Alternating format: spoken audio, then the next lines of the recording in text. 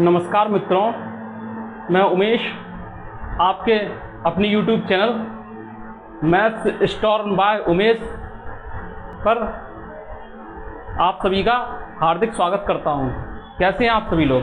I hope कि आप सब लोग अच्छे होंगे और अपनी स्टडी पर फोकस कर रहे होंगे। तो आज हम नया टॉपिक स्टार्ट करने जा रहे हैं। वो टॉपिक ऐसा टॉपिक है जिसमें आपको समझने के लिए बहुत ही अलर्ट रहना पड़ेगा।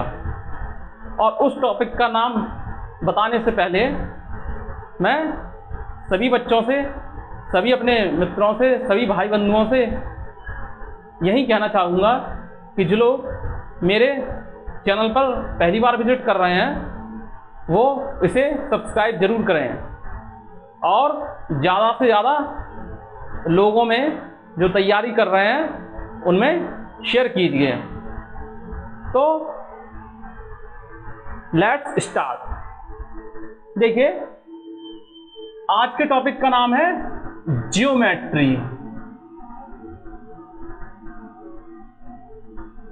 ज्योमेट्री हिंदी में बोलते हैं ज्यामिति। ये टॉपिक बहुत ही कंसंट्रेट होकर पढ़ने वाला टॉपिक है। हालांकि ऐसा नहीं है कि कोई भी टॉपिक ऐसा हो जिसे आप बिना कंसंट्रेट होकर पढ़ें। पूरी मैथमेटिक्स ही कंसंट्रेट होकर पढ़नी पड़ती है, लेकिन कुछ टॉपिक ऐसे जरूर होते हैं जिन्हें हमें बहुत ही कंसंट्रेट, एकाग्रचित होकर पढ़ना पड़ता है। तो ज्यामिति उन टॉपिक्स में से एक है। मेरा एक नेचर है कि हम किसी चीज को बिल्कुल बेसिक लेवल से बताते हैं, बिल्कुल जीरो से स्टार्ट करते हैं। तो कुछ बच्चे इसमें ऐसे भी होंगे कि जिन्होंने 8th क्लास के बाद मैथमेटिक्स को बिल्कुल नहीं देखा होगा। तो वो बच्चे जरूर अच्छे से समझें। वीडियो को बिना स्किप किए हुए पूरा देखिए। लाइन, रेखा।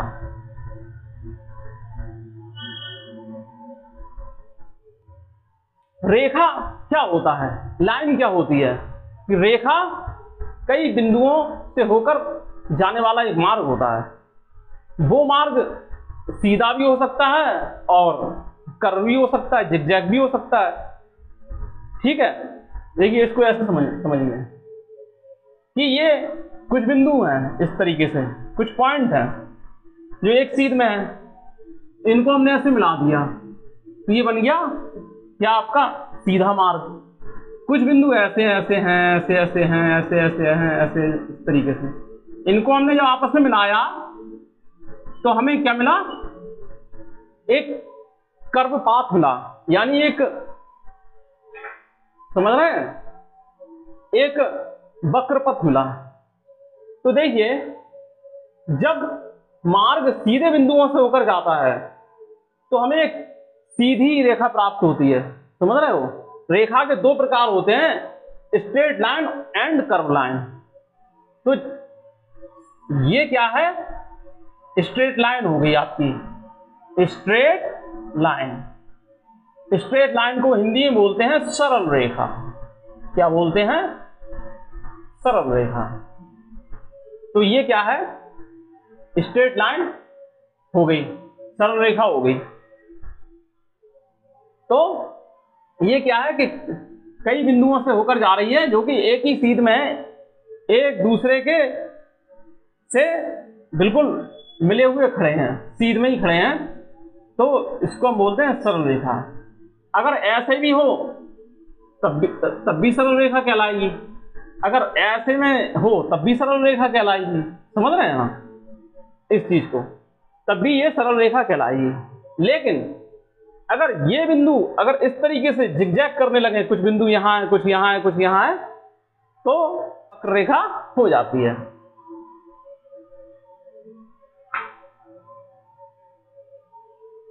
दूसरी होती है कर्व लाइन। क्या होती है? कर्व लाइन, जिसको बोलते हैं हम वक्र रेखा। क्या बोलते हैं? वक्र रेखा। अब देखिए, लाइन की एक क्वालिटी ये होती है कि लाइन को हम दोनों तरफ तीर लगाकर शो हम कर सकते हैं। लाइन को हम दोनों तरफ तीर लगाकर शो करते हैं। क्या होता है इसका मतलब? इसका मतलब ये होता है कि इस मार्ग को या इस पथ को हम यहां भी बढ़ा सकते हैं और यहां भी बढ़ा सकते हैं। ये जो है रेखा की एक क्वालिटी होती है। ऐसे ही इसमें देख लीजिए, ये क्या है, यहां भी आया जा सकता है और वहां भी जाया जा सकता है, दोनों साइड। तो ये रेखा की एक क्वालिटी होती है। अब straight line and curve line, ये हो गया कि नहीं? अब रेखा के बाद क्या होता है? आती है रे, यानी कि किरण। क्या आती है? किरण। किरण। तो किरण क्या होती है? किरण जो है वो एक ही बिंदु से निकलती है और आगे को बढ़ती है। रेखा की तरह ही होती है, लेकिन रेखा की पूरी प्रॉपर्टी, लाइन की पूरी प्रॉपर्टी इसके अंदर नहीं होती है। ये निकलती तो एक जगह से है, लेकिन बढ़ती एक ही साइड में है। बढ़ती है एक ही साइड में है। समझ रहे हैं इस बात को आप? समझ में आया? तो देखिए, जैसे ये कोई पॉइंट ए है, तो ये किरण जो है OA कहलाएगी, ये रे जो है OA कहलाएगी। इसके बाद आता है समांतर रेखाएं। क्या आता है? समांतर रेखाएं, पैरेलल लाइन। पैरेलल लाइन्स के बारे में समझना है तो सबसे पहले आप रेल की पटरियों पर अपना ध्यान लगाइए। पैरेलल लाइन के बारे में समझना है तो सबसे पहले आप रेल की पटरियों को देखिए। रेल की पटरियां ऐसी होती हैं जो पैरेलल चलती हैं, एक दूसरे से कभी मिलती नहीं है। उनके बीच की दूरी हमेशा एक समान रहती है। अगर ट्रैक चेंज हो जाएगा तो दोनों पटरियों का एक साथ ट्रैक चेंज होगा। समझ रहे हैं? तो इसी तरीके से देखिए, समांतर रेखाएं क्या होती हैं? ऐसी रेखाएं जिनकी बीच की दूरी हमेशा बराबर रहे, वो एक दूसरे की समांतर रेखाएं कहलाती हैं। जैसे कि ये दो रेखाएं हैं, इनकी बीच की दूरी हमेशा बराबर रहेगी। इन्हें चाहे जितना हम पीछे बढ़ा दें या चाहे जितना हम आगे की ओर बढ़ा दें, ये एक दूसरे से कहीं मिलेंगी नहीं। ये हमेशा एक दूसरे से बराबर डिस्टेंस बनाए हुए ही रहेंगी। तो इन्हें हम समांतर रेखाएं कहते हैं। तो क्या है समांतर रेखाएं? क्या है कि दो या दो से अधिक रेखाएं जिनमें आपस की बीच की दूरी हमेशा समान रहती है, इन्हें हम चाहे जितना आगे बढ़ाएं या पीछे, ये एक दूसरे को कभी नहीं काटती हैं। तो इन्हें हम समांतर रेखा कहते हैं। ये A है, ये B है, ये C है, D है। तो A, B और C, D एक दूसरे की समांतर रेखाएं कहलाएंगी। इसे हम A पैरेलल CD लिख सकते हैं। A पैरेलल CD लिख सकते हैं। अब आती है ट्रांसवर्स लाइन। ट्रांसवर्स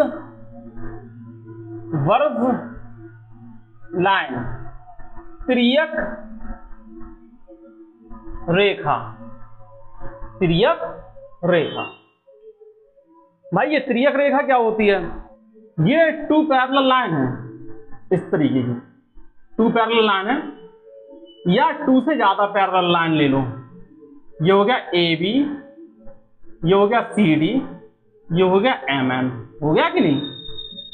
इस तरीके से समझ रहे हैं? ये क्या है? दो या दो से अधिक पैरेलल लाइन्स हैं।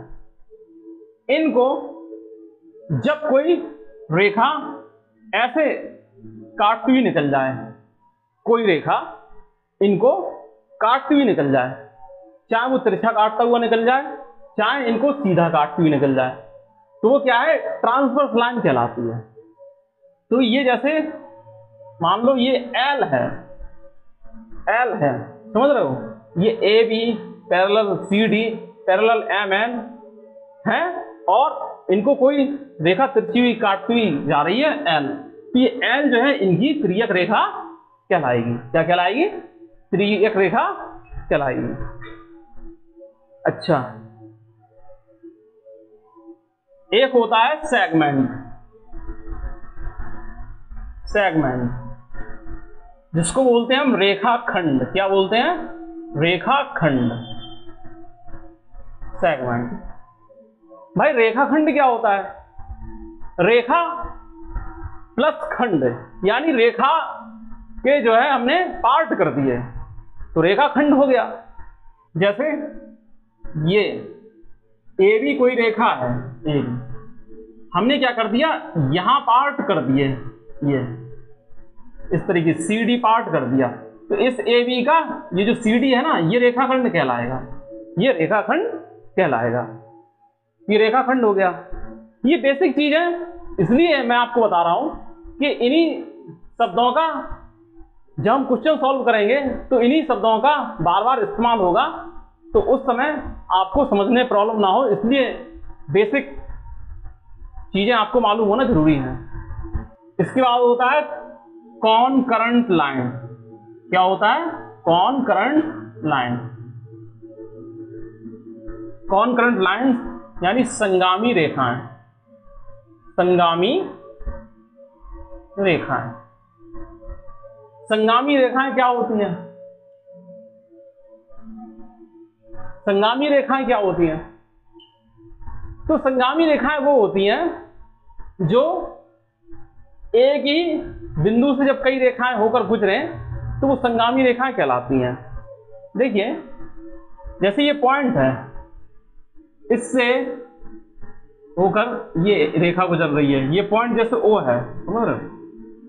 अब इससे होकर ये रेखा भी गुजर रही है, इससे होकर ये लाइन भी पास हो रही है, इसी पॉइंट से इससे ये लाइन भी पास हो रही है। इस तरीके से बहुत सारी लाइन एक ही पॉइंट से पास हो रही हैं, एक ही पॉइंट से पास होती आ रही हैं, और इनके बहुत सारे नाम हैं, कुछ भी नाम आप इनके रख दीजिए। तो ये क्या है? पॉइंट ओ से पास हो रही हैं, तो ये क्या? कॉनकरेंट लाइन कहलाएंगी, यानी संगामी रेखाएं, कि बहुत सारी रेखाएं हैं जो क्या है, एक ही पॉइंट से पास हो रही हैं, तो ये कॉनकरेंट लाइन कहलाती हैं। देखिए, हमेशा एक बात ध्यान आप लोग रखिए कि जो एक लाइन होती है, जो एक लाइन होती है, गौर सुनिएगा, उस पे इंफिनिटी नंबर में पॉइंट मौजूद हो सकते हैं, समझ रहे हैं? एक जो लाइन होती है उस पर जो पॉइंट प्रेजेंट होते हैं, तो उनकी नंबर्स को हम काउंट नहीं कर सकते। मतलब किसी रेखा पर अनंत मात्रा में बिंदु रखे हो सकते हैं, इस बात को ध्यान रखिएगा। और एक बात ध्यान रखिए, एक बिंदु से, सिर्फ एक ही पॉइंट से अनंत रेखाएं पास हो सकती हैं, इन्फिनिटी रेखाएं पास हो सकती हैं। देखिए, ये ऐसे निकल जाएगी, दूसरी ऐसी निकल गई, तीसरी ऐसी पास हो गई, ऐसे हो रही हैं पास, समझ रहे हैं इस बात को? एक ही पॉइंट से कितनी भी रेखाएं पास हो सकती हैं। अब आते हैं हम एंगल पर। किस पर आते हैं? एंगल पर। एंगल, एंगल यानी कि कोण, समझ रहे हो? इसको हम एंगल पढ़ेंगे, ना कि एंजल।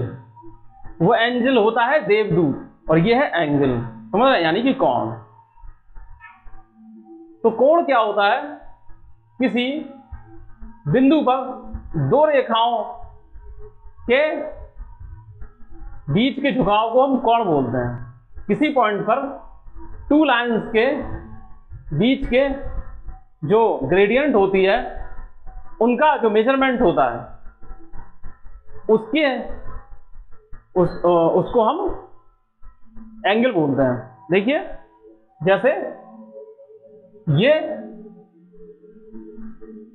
कोई पॉइंट ओ है, और इस पर क्या है, दो रेखाएं इस तरीके से आके मिल रही हैं ऐसे, तो इनके जो बीच का झुकाव है उसकी जो माप होती है या जो मेजरमेंट होता है इसको हम एंगल बोलते हैं।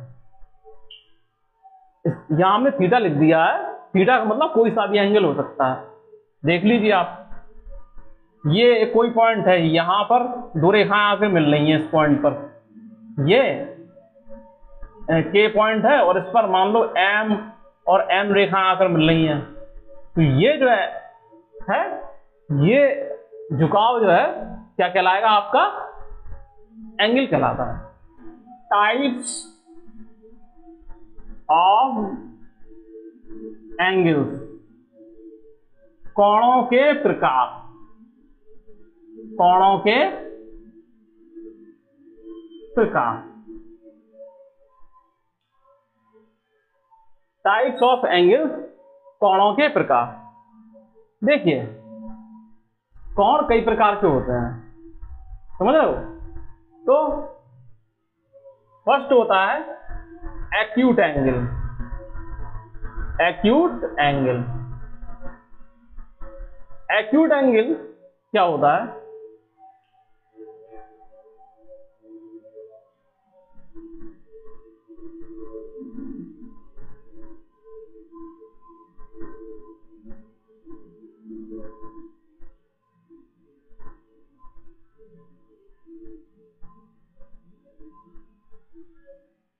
एक्यूट एंगल ऐसा एंगल होता है जो 0 डिग्री से तो बड़ा होता है लेकिन 90 अंश से छोटा होता है। ऐसे एंगल को हम एक्यूट एंगल बोलते हैं। हिंदी में इसे बोलते हैं न्यून कोण। क्या बोलते हैं, न्यून कोण। इस बात को आप समझिए, समझ में आया। तो एक्यूट एंगल ऐसा एंगल होता है जिसका मेजरमेंट 0 से तो बड़ा होता है लेकिन 90 से कम होता है। दूसरा होता है राइट एंगल।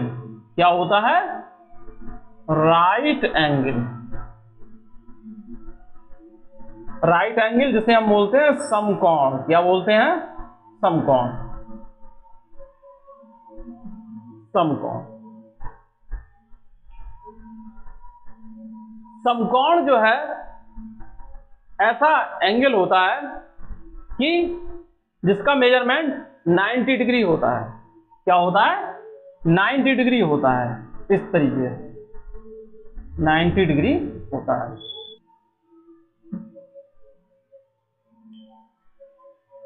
इसके बाद आता है आपका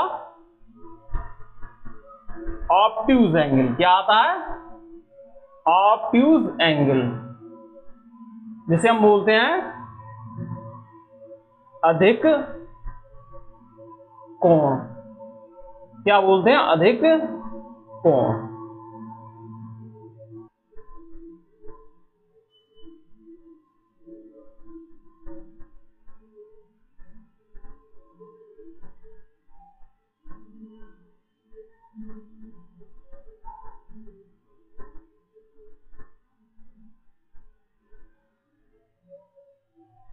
ऐसा एंगल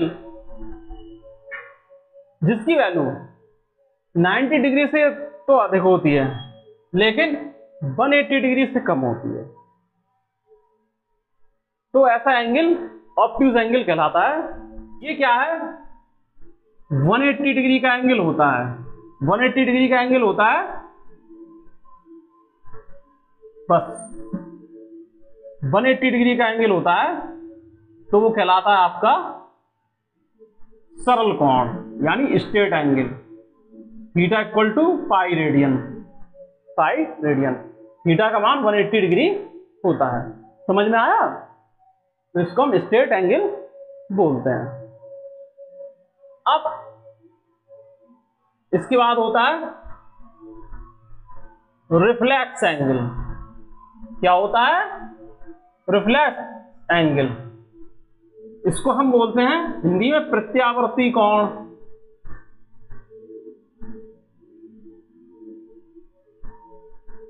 या पुनर्युक्त कोण, कई नामों से इसे पुकारा जाता है, इस वाले एंगल को, रिफ्लेक्स एंगल को। तो देखिए ऐसा एंगल जिसकी वैल्यू 180 से तो ज्यादा हो जाए, 180 से ज्यादा हो और 360 से कम हो, इस बात को ध्यान रखिए। पहली बात तो ये जान लीजिए कि ये पूरा जो चक्कर होता है ये पूरा 360 का होता है, और इसी चक्कर में हम लोग पहले कहाँ थे, पहले हमारा चक्कर ऐसा लगा तो हमें मिला क्या, एक्यूट एंगल। दूसरा चक्कर ऐसा तो हमें क्या मिला, राइट एंगल। फिर हम ऐसे गए तो हमको क्या मिला, ऑब्ट्यूज एंगल। फिर हम ऐसे गए तो हमको मिला स्ट्रेट एंगल। अब हम ऐसे आ गए हैं, समझ रहे हो? तो ये इस तरीके से ये बात समझ में आ रही है? ऐसा एंगल जिसकी वैल्यू आपके 360 अंश से कम होती है और 180 से ज्यादा होती है, तो वो आपका कहलाता है रिफ्लेक्स एंगल। ये यहां ऐसे बनेगा, यहां पर जो थीटा बनेगा वो थीटा जो है आपका 180 से तो ग्रेटर होता है और 360 से लेस होता है, यानी कि थीटा जो है आपका पाई से तो ग्रेटर होता है और 2 पाई से कम होता है। तो इसे हम बोलते हैं रिफ्लेक्स एंगल। जैसे कि जो ये जो एंगल है, तो यहां तो ये बन रहा है क्या, न्यून कोण, लेकिन यहां जो है वो बन रहा है रिफ्लेक्स एंगल इस साइड में। तो चीजों को हर तरीके से समझना है हमको। आसन्न कोण, आसन्न कोण जिसको हम बोलते हैं एडजेसेंट एंगल, आसन्न कोण। ये देखिए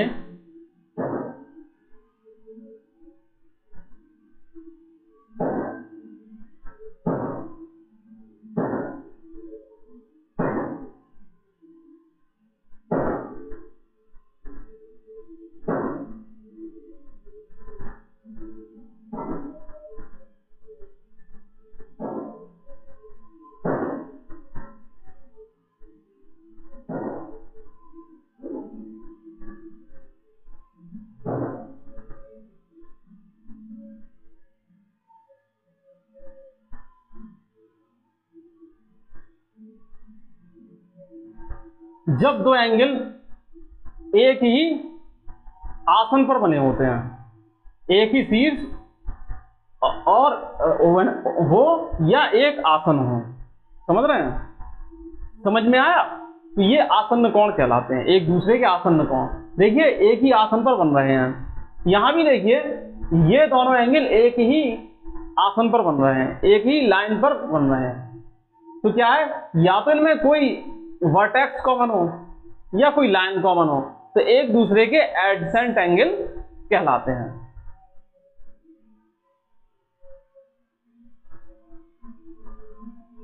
अब आता है कंप्लीमेंट्री एंगल। कंप्लीमेंट्री एंगल, पूरक कोण, कंप्लीमेंट्री एंगल। कंप्लीमेंट्री एंगल जैसा कि हमने ट्रिग्नोमेट्री में कई बार कंप्लीमेंट्री एंगल और सप्लीमेंट्री एंगल का हम जिक्र करते थे, और आपको ये तो तुरंत ही समझ में आ जाएगा। क्या है कि ऐसे एंगल जिनका सम, समझ रहे हो? समझ में आया? समझ में आ रहा है? जिनका सम 90 डिग्री के इक्वल हो, तो एक दूसरे के पूरक कोण कहलाते हैं, एक दूसरे के कंप्लीमेंट्री एंगल कहलाते हैं। 90 डिग्री के इक्वल होता है। समझ में आया? ऐसे भी देख सकते हैं, जैसे ये है कोई, ये एंगल 3 है और ये एंगल 4 है। ये कंप्लीमेंट्री क्या है, ये तो एक ही उस पर बन रहे थे, बेस पर बन रहे थे। अगर अलग अलग बन रहा है और उनका भी सम जैसे 90 हो रहा है, इस वाले फिगर में देखिए angle 3 plus angle 4 equal to 90, तो ये क्या है, एक दूसरे के कंप्लीमेंट्री एंगल कहलाएंगे।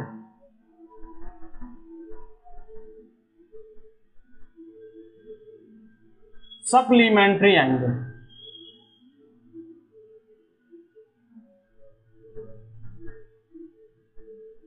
समपूरक कोण।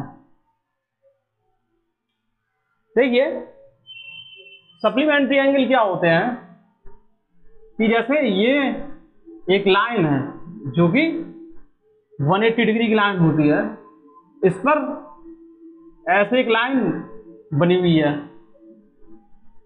तो ये जो एंगल बन रहे हैं, एक इस साइड एंगल बन रहा है एंगल 1 और एक इस साइड बन रहा है एंगल 2, इन एंगल का सम 180 डिग्री होता है।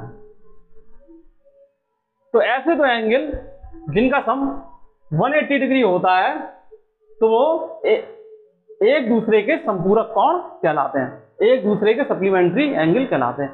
यहां 2 का सप्लीमेंट्री होगा 1 और 1 का सप्लीमेंट्री होगा 2, ठीक है। या ऐसे भी देख सकते हैं कि कोई एंगल ऐसे बना है 180 डिग्री, कोई एंगल ऐसे बना है और कोई एंगल ऐसे बना है, ये एंगल 3, ये एंगल 4। ये क्या है, मान लो कंसीडर कर लो कि ये 120 डिग्री का है और ये 60 डिग्री का है, तो 120 प्लस 60 इक्वल टू आएगा 180, यानी कि angle 3 plus angle 4 equal to 180 degree, तो ये एक दूसरे के सप्लीमेंट्री एंगल हो जाएंगे। ध्यान रखने लायक बात है इसमें कि जब किसी लाइन पर कोई लाइन इस तरीके से खड़ी हो और एक दूसरे सप्लीमेंट्री एंगल बना रही हो, तो इस कंडीशन को हम रैखिक युग्म बोलते हैं, लीनियर पेयर। क्या बोलते हैं? Linear pair. यहां पर एंगल 1 एंड एंगल 2 एक दूसरे के साथ रैखिक युग्म बना रहे हैं, समझ में आया? यहां एंगल 1 और एंगल 2 एक दूसरे के साथ लीनियर पेयर बना रहे हैं। अगर कोई सीधी लाइन है और उस पर लाइन ऐसे खड़ी हुई है और सम हो रहा है 180 डिग्री, तो हम कह सकते हैं कि एक लीनियर पेयर बन रहा है। अब देख लीजिए, corresponding angle and alternate angle, संगत कोण व एकांतर कोण, संगत कोण व एकांतर कोण। देखिए, इनमें से किसी भी चीज, जो भी चीजें आज हम पढ़ा रहे हैं, तो इनमें से किसी भी चीज को आपको रटने की जरूरत नहीं है, केवल आप वीडियो ही देखते जाइए। 2 पैरेलल लाइंस होती हैं, 2 पैरेलल लाइंस होती हैं। पैरेलल लाइंस के लिए रूल है ये, और उनको कोई ट्रांसवर्स लाइन काटे। देखिए, या तो 2 पैरेलल लाइन हो और 2 से ज्यादा भी हो सकती है, मोर देन 2 भी पैरेलल लाइन भी हो सकती हैं, तो उनको कोई ट्रांसवर्स लाइन काटती है, तो ये संगत कोण बनते हैं इस तरीके से। जैसे ये है 1, तो 1 का करस्पॉन्डिंग होगा 2, ये है 3 का करस्पॉन्डिंग होगा 4, ये है 5, तो 5 का करस्पॉन्डिंग ये होगा 6, ये है 7, तो 7 का करस्पॉन्डिंग होगा 8। अगर लाइन पैरेलल भी ना हो और उन्हें कोई ट्रांसवर्स लाइन काटती है, तब भी करस्पॉन्डिंग एंगल बनेंगे, लेकिन तब करस्पॉन्डिंग एंगल बराबर नहीं होंगे। समझ रहे हैं? जब 2 नॉन पैरेलल लाइन को अगर कोई ट्रांसवर्स लाइन काटे, तब करस्पॉन्डिंग एंगल और अल्टरनेट एंगल तो बनेंगे, लेकिन वो आपस में बराबर नहीं होंगे। लेकिन इस कंडीशन में क्या होता है कि जब टू पैरेलल लाइन को कोई ट्रांसवर्स लाइन काटती है तो करस्पॉन्डिंग एंगल जो बनते हैं वो आपस में बराबर होते हैं। तो देखिए 1 का करस्पॉन्डिंग होगा 2, 7 का करस्पॉन्डिंग होगा 8, 3 का करस्पॉन्डिंग होगा 4, 5 का करस्पॉन्डिंग होगा 6। तो यहां पर क्या है, और ये आपस में बराबर होंगे। देखिए एंगल 1 इक्वल टू एंगल 2 कब बराबर होंगे, जब ये दोनों लाइन पैरेलल होंगी तब। तो angle 1 equal to angle 2, angle 7 equal to angle 8, angle 3 equal to angle 4, angle 3 equal to angle 4, angle 5 equal to angle 6। ये क्या है, संगत कोण है एक दूसरे के, जो कि आपस में बराबर होंगे। और कब होंगे, जब ये दोनों लाइन पैरेलल होंगी तब होंगे। यहां तो ये संगत कोणों वाली बात निपट गई, यहां पर करस्पॉन्डिंग एंगल्स वाली बात निपट गई। समझ में आया। अब अल्टरनेट की तरफ बढ़ते हैं। अल्टरनेट एंगल बताने के लिए हमें दूसरा फिगर ड्रॉ करना पड़ेगा इसको इरेज करने के बाद। क्यों, क्योंकि अगर इसी में बताएंगे तो दिमाग घूम जाएगा।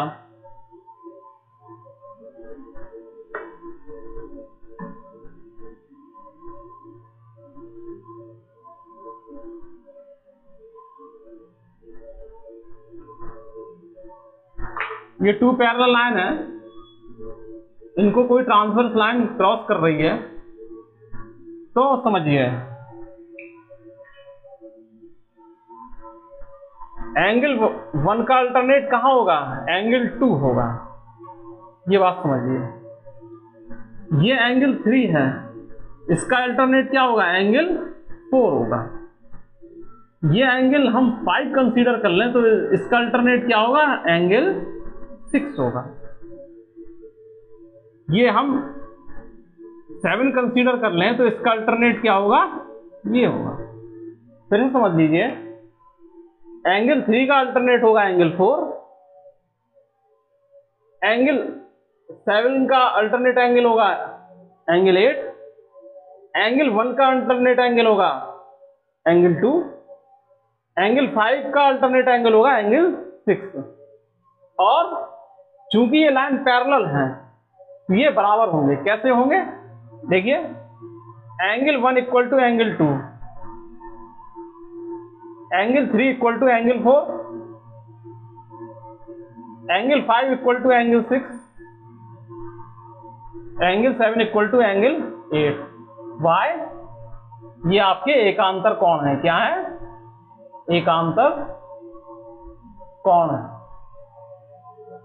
तो थोड़ा आप ये करस्पॉन्डिंग एंगल और अल्टरनेट एंगल को, जिन्हें कंफ्यूजन क्रिएट हो रहा हो, तो वो आप रफ कॉपी पर ड्रॉ करके समझ लीजिए। वर्टेक्स अपोजिट एंगल, शीर्षा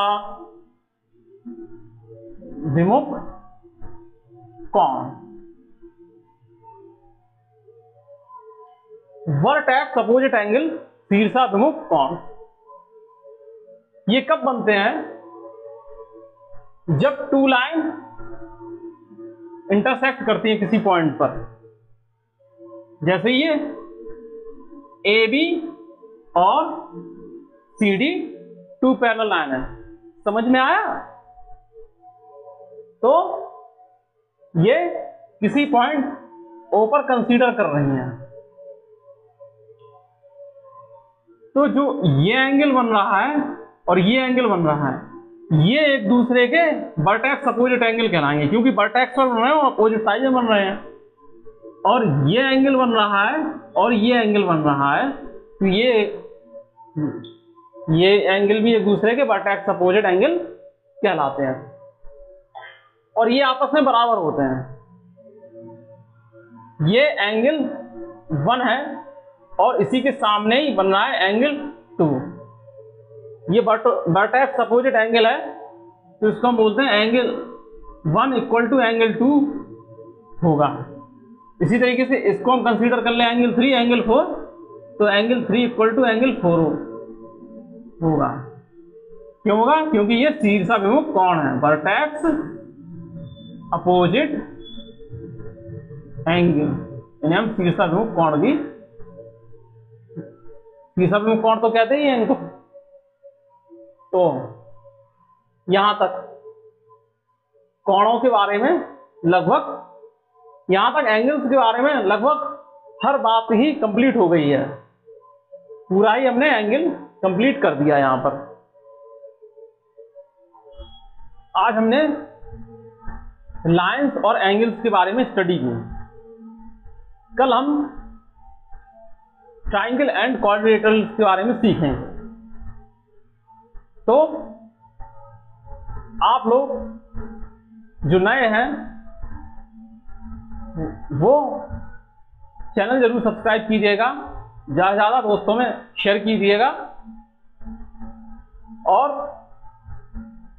जो बच्चे जिनकी मैथमेटिक्स कमजोर रही है वो इस टॉपिक को क्या है अच्छे से रिवाइज कीजिएगा। रटने की कहीं जरूरत नहीं है। मैथ बिल्कुल ही टफ सब्जेक्ट नहीं है, मैथ बिल्कुल ही इजी सब्जेक्ट है। देखा जाए तो बहुत ही इजी सब्जेक्ट है। बस क्या है कि हमें कंसेप्ट को अच्छे से समझना है। तो आज के लिए बस इतना ही। आप लोग खुश रहिए, स्वस्थ रहिए और दूसरों को भी खुश रखिए। नमस्कार।